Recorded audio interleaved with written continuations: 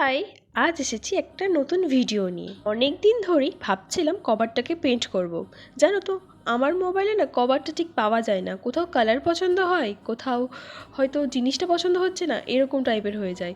আর একবার করেছিলাম এই কভারটাকে অন্যরকমভাবে পেন্ট করেছিলাম, জাস্ট সিম্পলের উপর দিয়ে ছেড়ে দিয়েছিলাম।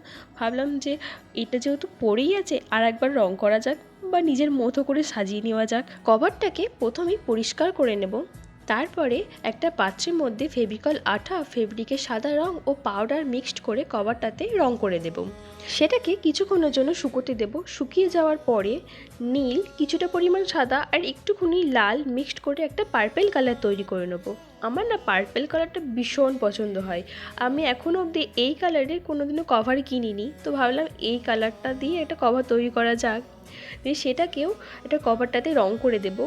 তারপর হলো কভারটা বড্ড ফাঁকা ফাঁকা লাগবে, তাই একটা ছোট্ট পানা বাটারফ্লাই তৈরি করে নিয়েছি। কেমন লাগছে বলো তোমরা?